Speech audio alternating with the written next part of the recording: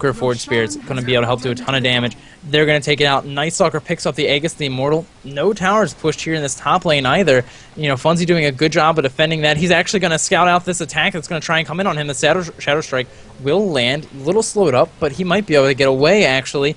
They want to continue to press this, but they're not going to. They decide to run away. Almost have the Night Stalkers going to look to come in after the bear gets unlucky entangled. They're going to try and go in here on the left track of the Sunstrike. Will land and take him out.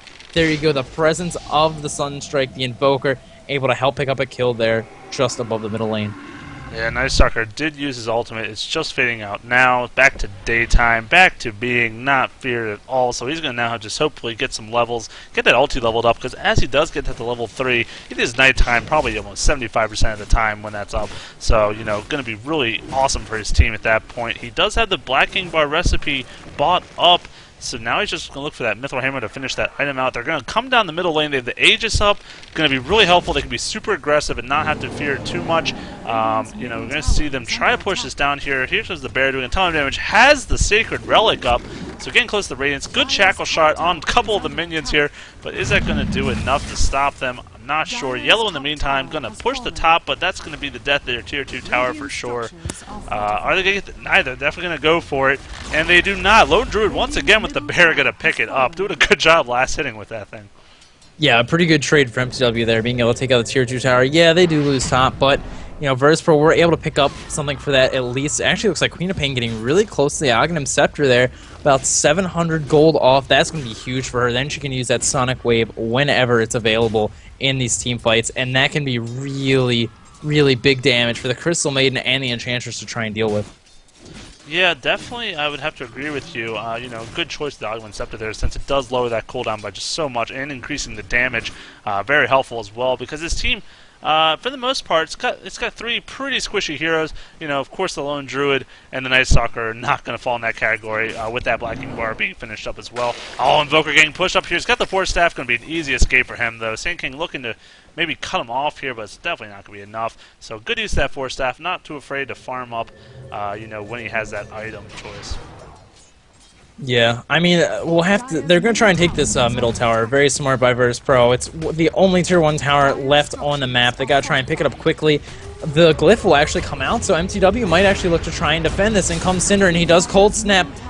But actually, we have Sand King looking to try and get initiation back. A ton of damage coming out of the Invoker. The big ulti from the Sand King. Will it be enough to take him? Cinder just goes invisible, but it's not going to be enough. The damage by the Lifestealer coming out is going to be enough to take him down. Lifestealer now getting very low himself. The damage coming out from the Enchantress is huge, but so is the damage coming out from the Queen of Pain ultimate, taking her out. Sock with a really low health, looking to try and take down the Sand King. He will get it. Invoker actually picks up the last hit, and somehow Night Stalker gets out with just 150 health here in the top. Yeah, like you said, no tangles, unfortunately. The Spirit Bearer will not claim any kills for himself. 3-for-1 exchange, though. I think I'll take it if I'm mTw. Absolutely. I mean, the tower did go down, but, you know, what cost? Losing all those heroes, and especially the Lifestealer being a very important one in that. But they did, in fact, force the Invoker to buy back, so it was actually a 2-for-3 at the end there. But now you're going to see initiation from the Spirit Bearer going to come out. Is he going to pock that root? Oh, he can't attack quite yet. Lone Druid couldn't keep up with his own bear, and that's going to allow him to escape just fine. But that Radiance was built just before that fight started, and you saw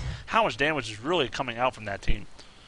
Yeah, I mean, the Radiance is so nice on that bear. I mean, he can push his own lane just by standing there. How many bears can say that? I mean, not a lot. Not many bears, that's for sure. They're actually going to look to maybe try and apply some pressure here. They're actually going to look to try and go in, actually. Virtus.pro land the Shadow Strike. A good tangle, though, will stop the Queen of Pain from continuing. Sand King's like, not interested. Let's just see if we can take out this bear. But does it get recreated? No. Unfortunately, 30 seconds still left on the cooldown, so Lone Druid won't have that. Maybe Virtus can look to try and do something before that bear comes up. We'll have to see. Dude, did I call it or did I call it? Mithril Hammer on the Lifestealer. He's going to go for that Desolator now. Going to do a ton of damage at that. Oh, when he gets that, it's going to be scary for wherever he goes for. It doesn't matter how much health you have. He's going to sink right through that armor, and he just does so much in the first place. So if you're tanky, he's like, bring it on, dude. This is my perfect opportunity to do the damage. And of course, he has that built-in magic immunity himself, so not afraid of so much of the Invoker or the impetuses coming out from the Enchantress either. So he's going to be definitely a force to reckon with. Going to have to see how that plays out in the next fight.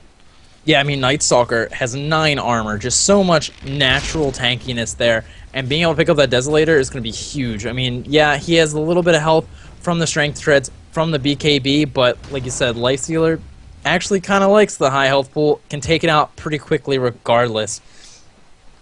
Also, another thing to note, not that it's a big deal, but Lone Druid initially had the phase boots on the Spirit Bear. Now he's got the normal boots. Probably because I guess that they have that level maxed out, rather, the synergy. Probably giving him more speed, so he wants to keep up with his bear. I guess that makes a lot of sense when you boil it down to that. But now, anyways, they're rotating the top here. Gonna maybe look to put even more pressure on here. They still have that Aegis up on the Night Stalker. Didn't even get close. Well, he came kind of close, but didn't have to use it in the last fight. So now he still has that with the Blacking Bar on top of that. So now he's just gonna be a destructive force. His ult's up in 2 seconds. Here we go. They had the Sentry Ward. Is it gonna be enough to finish him off? Night Stalker going to use his ultimate. Sunstrike gonna do just enough damage, and it's gonna kill him. That's down 1 hero, and that's an important one for team fight. Sand King down for 30 seconds. This is gonna be an easy tier 2 tower now for the tower. Walked right into that Sunstrike, unfortunately. Didn't know where it was going to land. Lone Druid takes that tower, popping that extra damage boost, the battle cry for him and his bear, just able to melt those buildings. And now mTw look like they want to keep this up. Like you said, they don't have the Sand King. They don't have that huge presence for the team fights, but he's up in 10 seconds, and he does have an epicenter available, so they might be able to defend this if mTw look to push in too much. And, the nice thing we didn't mention, Lifestealer can just hop right inside the Queen of Pain and jump right over the wall to try and get him. A beautiful Shackle Shot, actually, is going to catch the bear and Cinderin together. They look like they're going to look to back off here, and they do. A pretty good decision, I think, especially when you consider, like I said, Sand King back up, epicenter is up. Yeah, that is a perfect time to turn around, to be honest. They would not really have the pressure. I mean, they had the Night Stalker, Blacking Bar, and the Aegis, so yes, he could have been doing some good damage and not been too afraid of it, but they didn't have a great follow-up yet. That's what their team is kind of lacking, that huge AoE teamfight presence. They don't really have that. They have a good ganking / pushing. But more like through attrition rather than just like all at once. So, I think that's a good strategy to make sure they keep their advantage. Speaking of advantages, now at 4,000 gold and about 5,000 dire. So going this way, what does VP have to do to try to make a comeback in this game?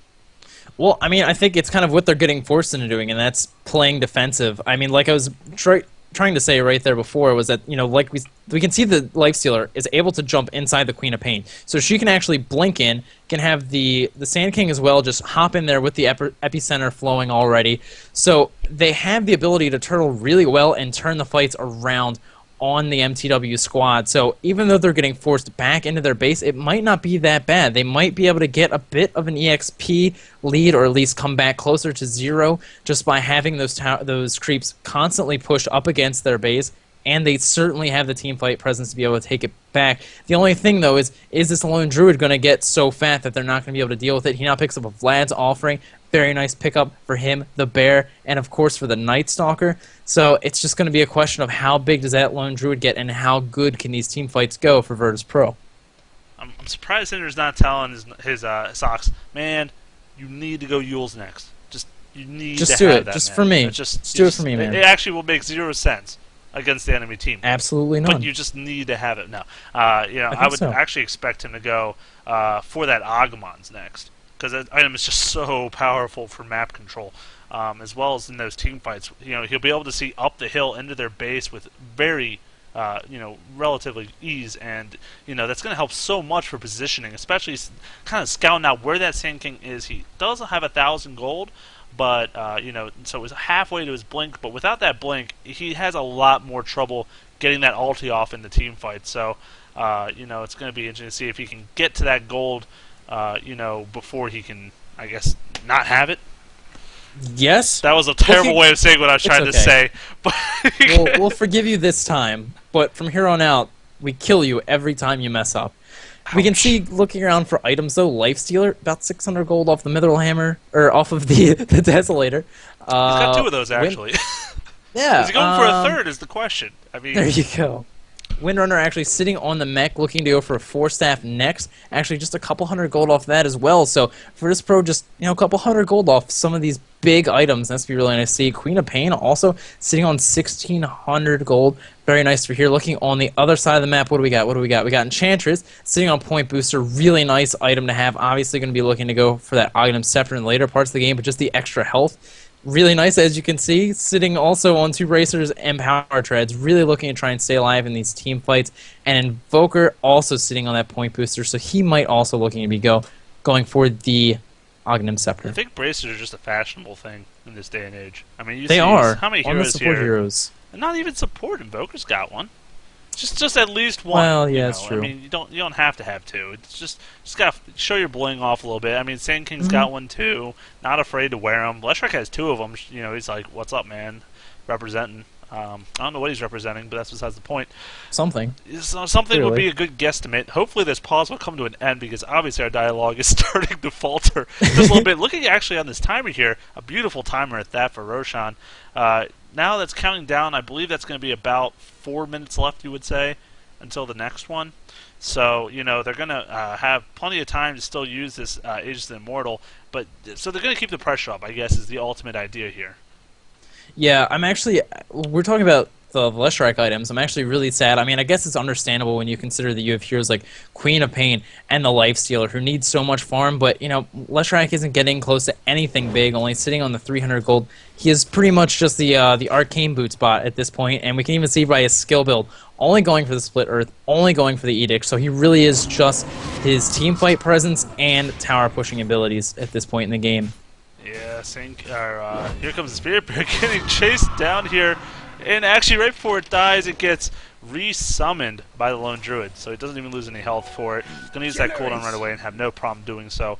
There is a problem, though, with this Lone, like you were saying with the Leshrac. I mean, he's got essentially one more or less melee move, and then a good stun, but nonetheless, he doesn't have any points in the Lightning Storm.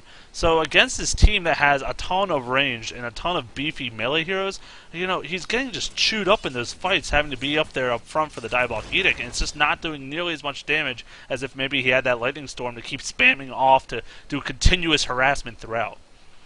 Yeah, I mean, unfortunately, kind of getting shuffled into the support role, but, he does it very well, and, that the stun is huge, an AoE Split Earth there. I mean, it's a really nice spell. We can see, actually, Night Stalker, I think everybody just really likes staves. They're just really popular, good fashion accessory. Yeah. Picks up the point booster, like you said. You called it, my friend. So on the ball today.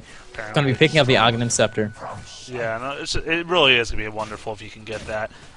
Just like I said, to have the 1,000 vision all around him in the nighttime. I mean, that's just huge. You can see up that ramp so easily. I'm going to draw it on the screen. Isn't that a cool new feature? That's about how much extra he'll see up there. BDLM has no idea what I'm talking about, but that's okay. I can only imagine you were drawing the entire map. Pretty much, actually. See this corner? Oh, here comes a smoke gank. This is exactly actually what they think they need to do here. If they can pick off at least one hero. Oh, they're going to be visited out here. Comes Black King far from the Night Stalker. Going to initiate on them, but here in the meantime comes the huge ultimate by the Three Payments. It's only really going to hit one hero, and that hero's going to survive. Crystal Maiden gets another kill. This one's on the Sand King. Huge ultimate now covering the Crystal Maiden. I think we'll do enough damage. Night Stalker's going to follow down this Leshrac, going to silence him up, and there's going to be the dead Leshrac. And now that is a 3 for 0.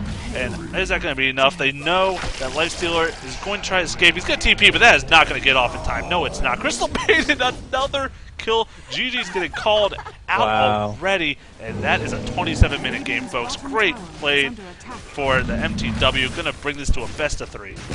Yeah, I mean, you can't really blame Virtus. Like we were saying earlier, they are the ones that should be winning the team fights, and the fact that they just lost one and they're game up, it's like, we don't need to suffer any kind of a loss to our morale. Let's just get out of this one, put it behind us, and look to go on to the next game.